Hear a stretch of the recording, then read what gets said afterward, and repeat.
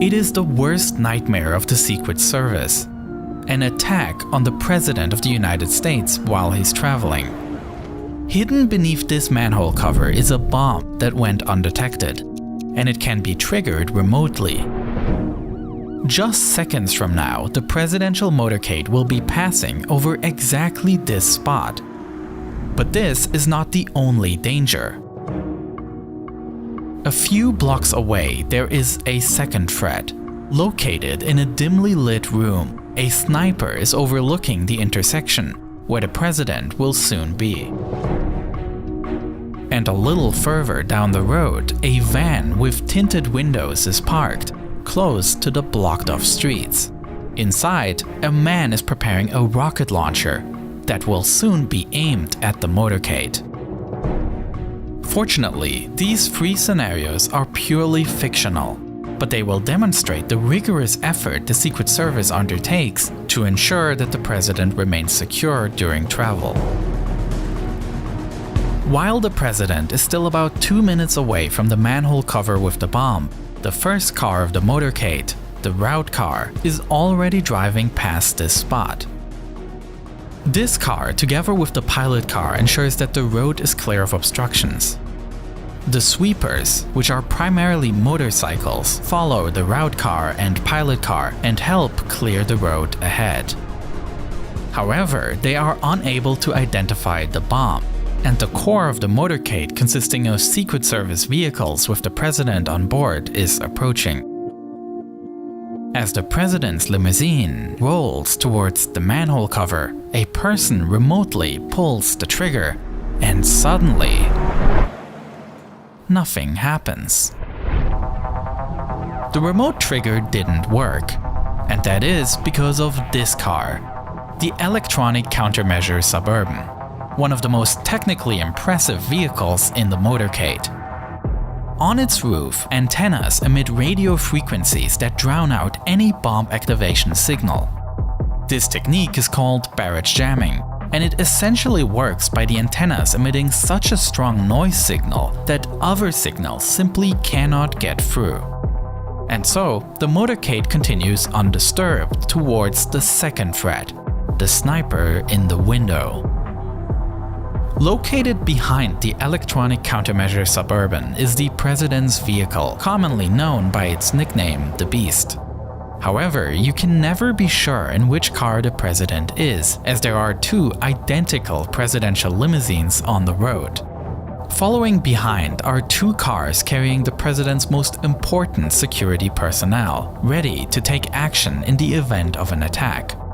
This is the so-called halfback in which the president's personal Secret Service agents are located. No matter what happens, these agents will stay with the president. The other car carries the counter-assault team. These heavily armed agents can remain on site and fight off an attack. This creates a secure buffer between attackers and the president. Behind these cars are the control car and the support car. These transport additional Secret Service agents, essential presidential staff, as well as the president's personal doctor. But unknown to any of them, they are currently approaching another threat, as the motorcade arrives at the intersection the sniper has scouted out. The fact that there are two identical cars makes it difficult for the shooter, but unfortunately he catches a glimpse through the glass, aims, and pulls the trigger.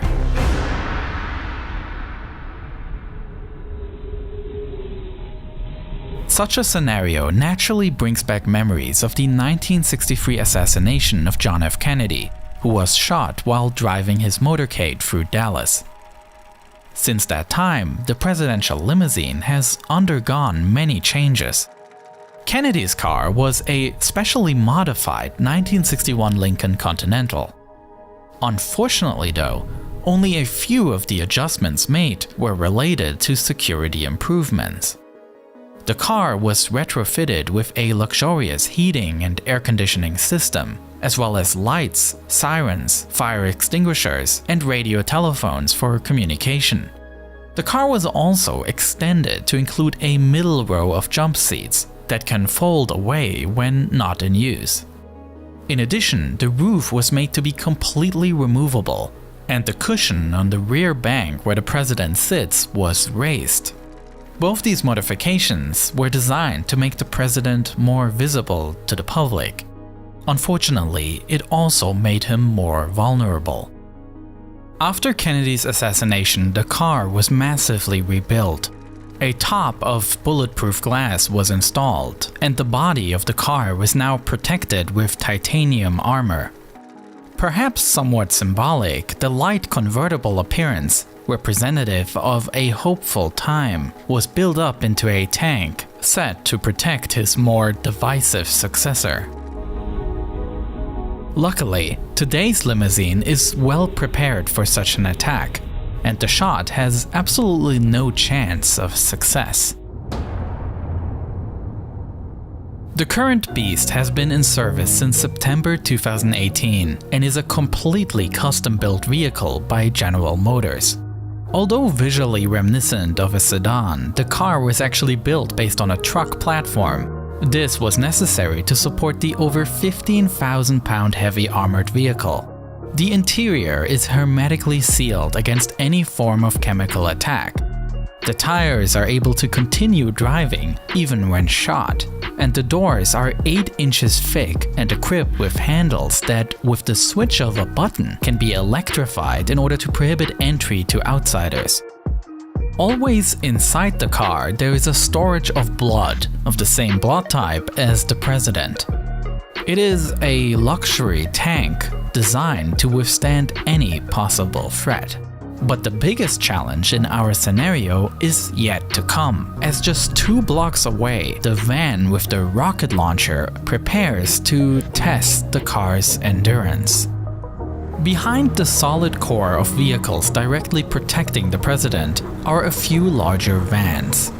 These carry the press pool of reporters that travel with the president. This car behind is the ID car. It functions as the motorcade's communications hub, relaying information between the different vehicles and identifying problems early on. Behind that is the Hazardous Materials Mitigation Unit, a vehicle equipped to respond to biological, chemical, and even nuclear attacks. It carries the necessary equipment and personnel to treat the effects of such an attack effectively. This is the so-called Roadrunner, recognizable by the antenna above the roof. This car is the mobile communication hub of the motorcade, ensuring that the president is fully operational at all times. The car provides satellite and internet communications, and it feeds a direct encrypted link to the Pentagon, allowing the president to hold secure phone and video conversations, even when en route. At the back of the motorcade, a local ambulance will follow, just in case anything happens. And signifying the end of the motorcade are the so-called rear guards, local police cars that make sure that no other cars drive into the motorcade from the back.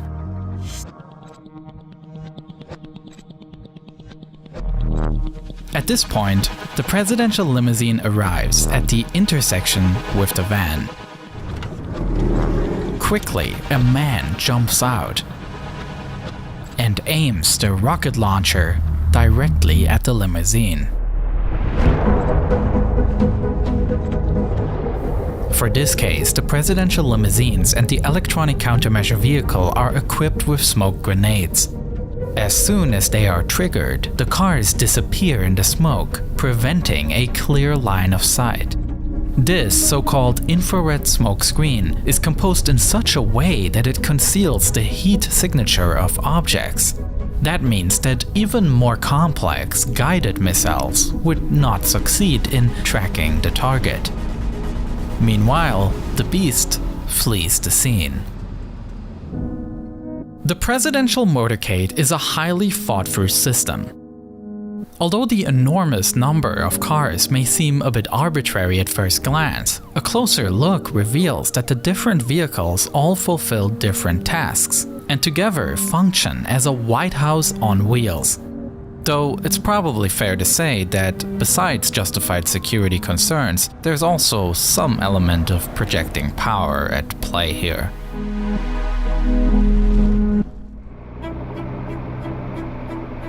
Today, the motorcade managed to successfully avert 3 different dangers. But the motorcade is only one part of a huge security apparatus, with another element being Air Force One, the call sign for a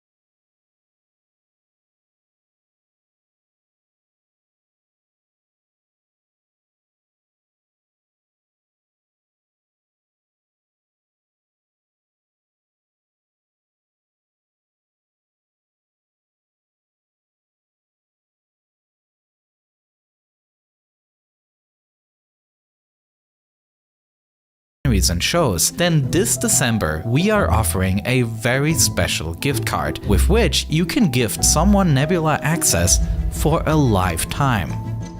So please make sure to check out Nebula, and thank you so much for watching this video.